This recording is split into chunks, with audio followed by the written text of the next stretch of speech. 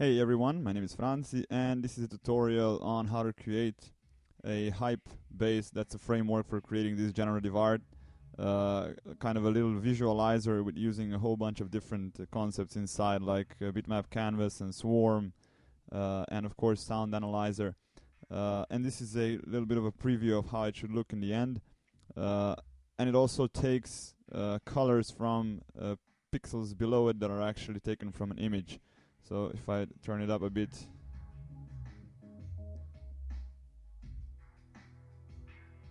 maybe you can hear. Anyway, so hype. I've seen there are a little bit of tutorials on active tuts already concerning hype. So you know the complete basics of how to create some kind of interaction with sound or some generative movements of objects and stuff like that. But first of all, this is all the imports that we need. So of course, to use it, we need to have everything arranged inside of a folder. So we need the hype and the net folders with all the classes inside, and we'll use this MP3 for the sound. This is from the Anovato asset library, and also we'll use this image for the color scheme that the particles will actually take from using the pixel colorist. Okay, so this is based on a workshop that we've done on at FITC in San Francisco, and I've extended it a little bit to add the sound and change some stuff to make it a bit more appealing. But anyway, it's kind of taking a lot of these different hype framework concepts and putting them together to create this final effect. So first of all, the clip that we'll be drawing across our stage is actually this clip over here. And if we zoom in a bit, there's a white object at the center. We could color it whatever just to see it better right now. And anyway, let's make the stage black, so then we'll see the object, no problem. Here we go. So that's the, you'll notice that we have a clip inside of a clip. So this is the clip that will actually be passed and used to draw. And that clip also contains another, which is clip fill over here. Without that, the hype would not recognize this as an object inside and wouldn't color it according to the pixels below it. So you need to have this kind of a structure if you want the whole thing to work. And also there's a stroke around here just for visual effect. So this actually, you know, doesn't really have to be here, and it's only to create this kind of a corona around this circle, which kind of looks cool when you use it with all the hype code. Anyway, so let's start with the variables. And first of all, we'll need a container, which will be a sprite. Here we go. Then we'll use the BitmapCanvas, and this one will be used to draw the whole thing.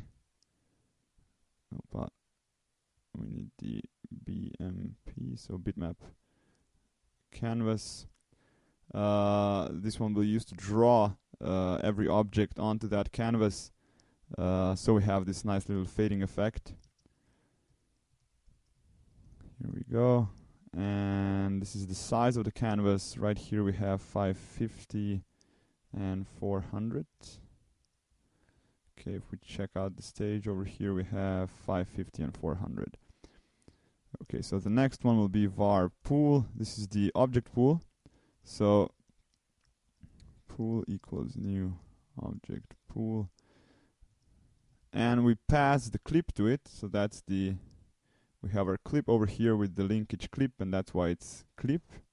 Okay, that's the object that we're passing to the pool, and we're specifying how many objects we want to have in our animation, in our application or whatever. So, and then we create the colorist, which is, let's say, the pixel Colorist. This will actually take the color of the pixel below according to the image that we're using, and we might as well drag that image in here now. So this is Scottwill's Autumn.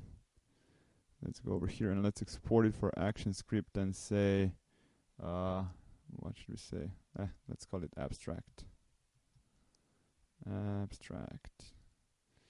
And could not be found. Okay, that's okay. I find that this kind of images, photographs of, I don't know, autumn leaves and stuff like that actually works quite well. I've tried some 3D art to put it under the whole thing, but the actual perfect coloration, perfect gradients of that abstract 3D stuff doesn't really create such a nice effect as this infinitely different photo, each pixel actually having a different value creates a much nicer effect. So pixel colorist, and now we'll use the abstract, and also let's say 550 and 400. So that's the width and the height that we'll be using. Okay. One more thing we need, because you'll notice over here, if we run the preview again, you'll see that these particles are actually changing their direction constantly, right? So that's because we're changing their goal. And you can have a swarm of objects that are kind of circling around the goal, but it makes it much more interesting if you change that goal every once in a while, and we'll do that by using the rhythm, the simple rhythm, and changing the goal of our particles every so often. And right here it's every second, but you can make it different if you want to. Okay, so we have the colorist, pixel colorist. Again, this one will color every particle on every frame according to the pixel that it's moving over. So you can imagine the image being under the particles, and then particles are kind of snapping the color from pixels and coloring themselves accordingly. And that's why you need to have that clip fill, because only the clip fill will actually get colored. The stroke around it will not. And that's the whole point of that structure I was talking about before. Okay, so the next thing we need is goal, and that's a point. And we'll say new point, and let's make it, what's that, 275 and 200. Let's make it at the center of the stage initially, right? Okay, so we have the variables that we need. Now let's go and just add the sound to our application, and that's var. Let's say snd for sound equals new sound, and snd load, and new, we need a URL request for that one, and let's pass in the actual path. So I'll just copy paste that. Here we go, slash, and let's click again, and let's also copy and paste this one. So here we go. Okay, and also play. Okay, let's run it. Okay, so obviously .mp3 is missing here. Okay, so it works. It's just that the sound is wrong. Let's just see, just for just a sec. Yeah, it's this one actually. Anyway, here we go. So we have a sound playing in the background, and now we need to set up the hype stuff. And we'll add the SoundAnalyzer. There, here we go. And that's, let's say, var SoundAnalyzer. And this is class SoundAnalyzer equals new SoundAnalyzer. Okay. And we need to start it also. that'll analyze the sound that's going on inside of the application. Because we have this sound playing, that's all we need to do. So start. Okay, so this is going on, and we have pretty much everything we need set up as far as the sound goes. Because for tracking the actual sound data, we'll use a function tracker, but as far as creating the sound and creating the sound analyzer that will analyze it, that's basically it. So now we are going to create a kind of a swarm behavior, and up here we've created a object pool, which consists out of our clip object, and it consists out of 500 of them. And now we need to create a function. So that's pool on request object, not on release, but on request object, that'll accept our clip. So that's each and every one of those 500 clips, and that's a movie clip. And we'll actually add all of them to the swarm. So first of all, let's create a swarm equals new swarm, and add a clip, add a goal, and this is now a part where we actually change the speed, rotation, ease, and twitch of our object. So we'll use a 10 for the speed and 0.04 for rotation ease, and also we'll use 10 for twitch. Here we go. And we need to start our swarm. So swarm start. Okay. And also we need to add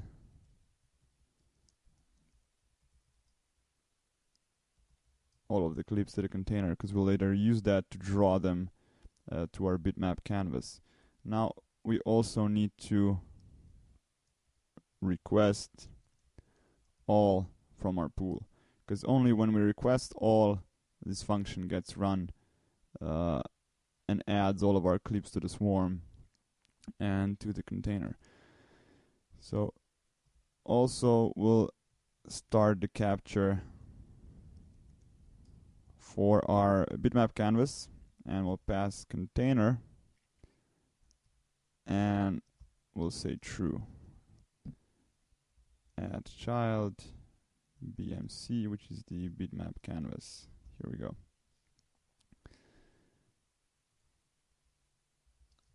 Swarm. Let's run that, and we get a whole bunch of these little circles that are kind of swarming around this center point, and they're constantly drawing to our bitmap canvas as well. And that's also the reason why we see them without adding the container to the stage, right? Because we're actually drawing them into our bitmap canvas and then adding that bitmap canvas to the stage instead of the actual container. So that's how we actually create the swarm, and that's how we actually add our swarm to the bitmap canvas. Now we'll go to actually creating the pixel colorist functions and coloring all of our swarm objects according to the pixels below them. And for that, let's actually go down here and create our update color section. So first of all, we'll create a function, and we'll call it update color. And that function will actually be called by a simple rhythm, so we'll accept that simple rhythm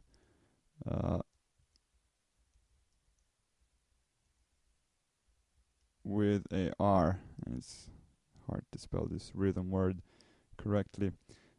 So void, here we go. And let's actually create that color rhythm so it'll make more sense. So let's create var color rhythm, and let's say simple rhythm equals new simple rhythm, and what that simple rhythm will call is the update color function. So update color, and also we need to start this rhythm now. So color rhythm start, and you can pass in here what the actual time type is, and you can use time, but in this case we'll use enter frame because it'll actually color all of our particles each frame according to the pixels they are over. So let's say time type dot, and we'll use enter frame. So that's that, and now we can go back to our function now that it makes more sense. So this is the actual rhythm that's calling this function, and we are accepting the simple rhythm, and we need to go now to our pool, find the active set, and loop through it, so for each. And now we'll create another callback to a function update clip color. So this will be a function update clip color, and we'll accept a clip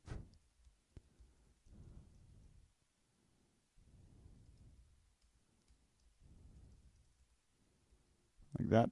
And now we'll use our colorist dot color children, and we'll use the clip. Anyway, so we're creating this enter frame type event, right? This is the color rhythm, and it's calling our update color each frame, and this update color function is requesting all of our objects from the swarm, or we should say from the pool, and it's passing them to the function we're calling over here. We're accepting that object, so each and every object from the pool inside of the update clip color, and then we're coloring it accordingly. And hopefully if we run that, we get the different colors. It's still boring, it's not changing shape or size, size, scale, or alpha according to the sound, but it's coloring according to the background image, and also behaving in a swarm-like behavior. Anyway, now we'll change the goal every so often, so that the swarm will actually kind of pan around the stage. So let's do that. So let's go down here and create our update point section, and this time we'll create a swarm rhythm first, just so it's clear what's calling the functions. So simple rhythm again, simple rhythm, and this time we'll call a function called update point, and swarm rhythm start, and this time we'll use a time type of time, and this is milliseconds, so we'll use a second for now. So again, this swarm rhythm will call an update function each second, and our update function will change the goal, and then again loop through all the objects and change their goal as well. So here we go, and we need a function update point,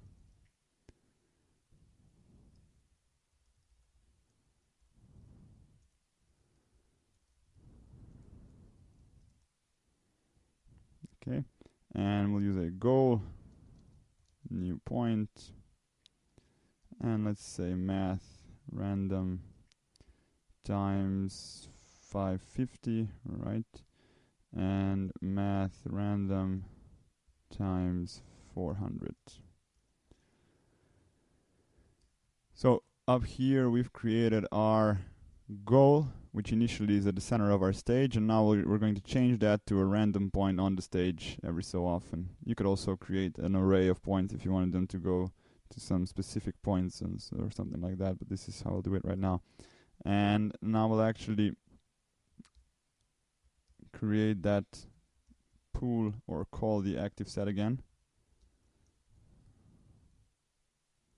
for each, and we'll update swarm. And that means that we need to create another function, which is update swarm, which will accept a clip.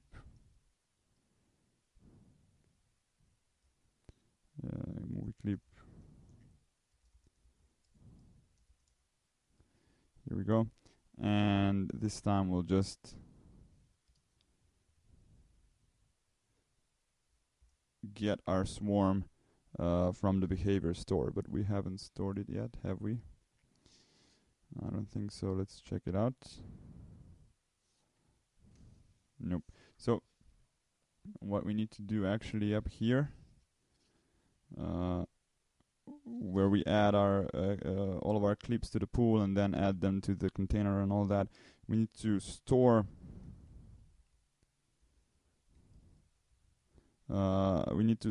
our swarm into our behavior store. So that'll actually, let's see if we got this right, behavior without the U actually. So behavior store, and which behavior? That's swarm. And what's the name? So we'll name it swarm. Here we go. And this actually allows us to store any behavior that we want to our behavior store and give it a name so we can access it later. And that's what we'll actually use down here at our update swarm, because we'll create a new instance, or at least a new reference of our swarm object, and we'll get the actual behavior out of the behavior store. So this is swarm equals, let's see, behavior store, and now we'll retrieve it, not remove it. Let's retrieve it, and clip and swarm as swarm. Here we go. So now we're taking all of the clips out of our swarm and we're giving them a new goal, which is actually a goal. So they should actually every second change the actual point they're kind of hovering around. And hopefully, if we did everything correctly, we'll see them moving around. And yeah, it's working, obviously. So the point is changing every so often, and the particles are moving in different directions with time. Currently, there's no interaction with sound, and we haven't yet used the filter canvas rhythm, which will actually kind of fade them out with time to create that really cool kind of a blurring out effect. It kind of sells the whole thing. Okay, so let's go now and do the sound part. So to make them scale up and down and change alpha according to our sound, and we'll do that using the function tracker. And we need to go up here to our swarm to actually add that behavior and create a variable that'll hold a random number. So we'll do a var random number, and let's call it a number equals integer math random, and I'll give it times 15. This will give us a random octave for the particles to respond to. So we don't want all of them to bounce the same way, right? So we create some randomness in there responds to the sound that's going on. And this is why we create this random number, because it will give us a random octave for every one of our particles. Okay, so let's create a function tracker. So this will be the var as tracker. That's a function tracker. Here we go. Equals new function tracker. And this time we'll give it a clip and a property, and you write that with a string. So we'll say scale, since this is an as tracker, we'll actually change the scale, and the A tracker will change the alpha of our object. And now we need a sound analyzer. So this is the sound analyzer dot get octave. Okay, so that's actually getting an octave out of our calling the get octave function out of our sound analyzer, and that'll let us access all of that data. Now we'll use the random number, and here we get to the minimum and maximum of our property. So right here we'll use the let's say the minimum is 1, so this is the smallest that we want our object to be, and let's use 8 for the largest, and we can easily change that later if we find it looking better the other way around, or with any other property in here. So as tracker start, let's see,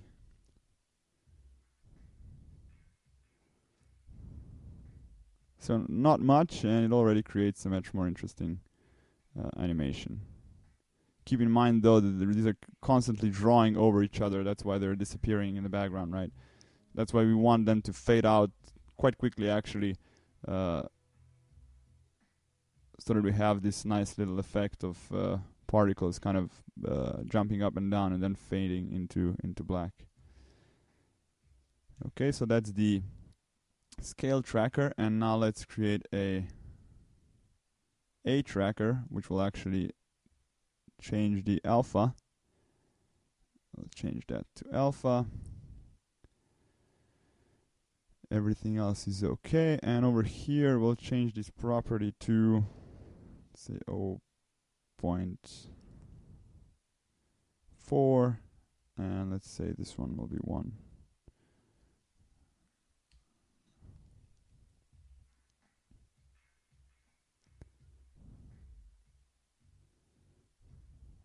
And just by adding alpha, it actually does quite a lot to create a much kind of a cooler effect, not having all of those bright colors and all that.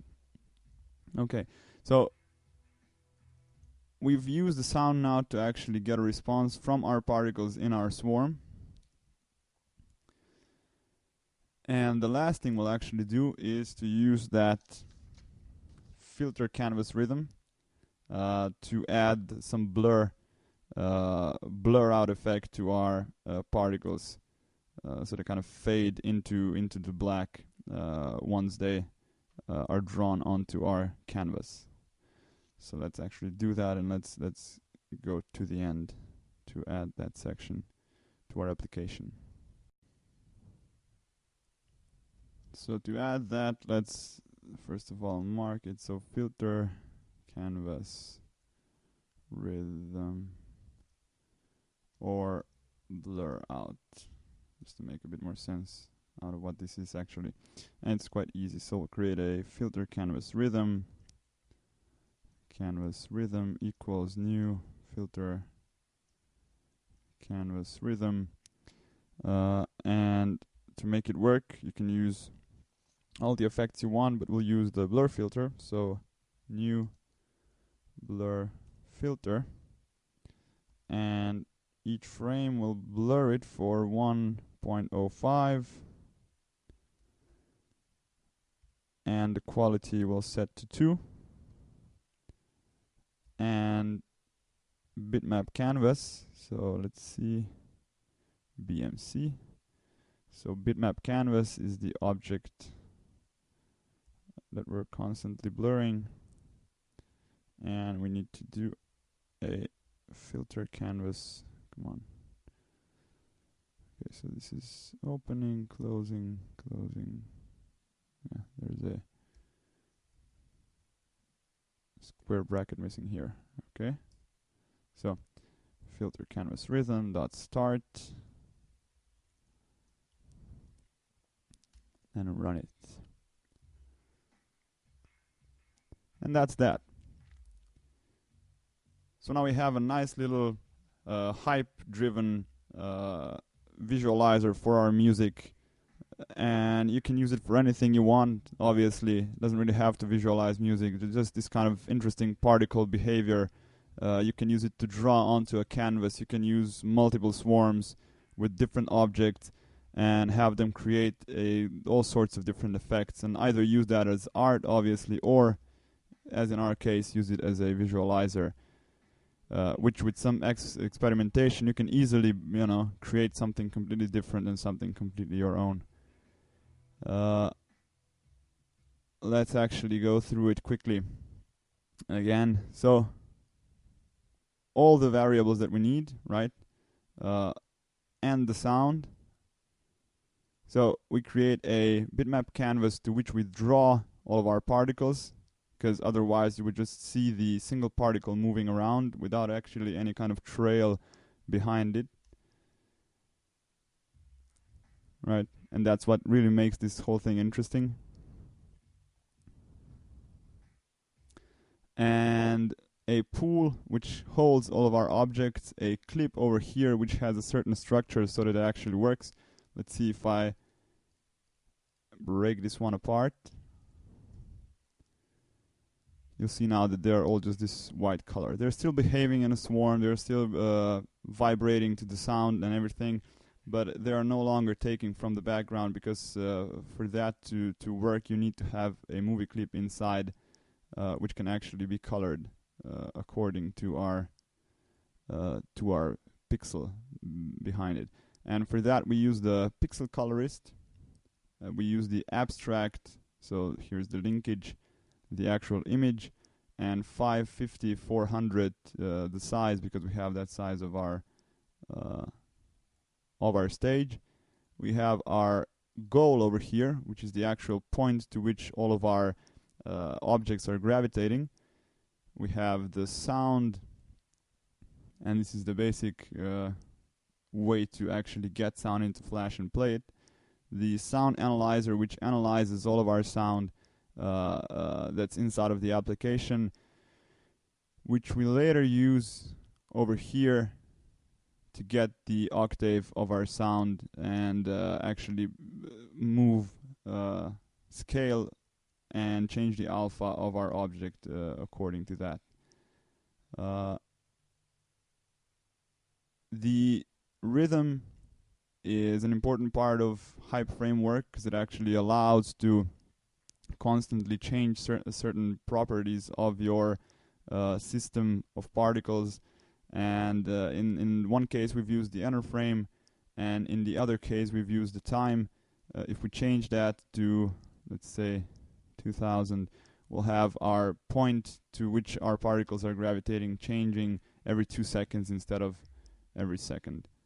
And you can, again, quite easily create some subtle changes to the system that you're creating, and make it yours and customize it quite quickly. And that's what the Hype framework is all about. So for somebody who wants to be able to create some kind of a creative particle systems and the visualizers and all that, so he can do that without actually worrying about coding all the pixels getting from the bitmaps and all that to actually be able to draw particles that are being colored according to the color of the pixel below and all that.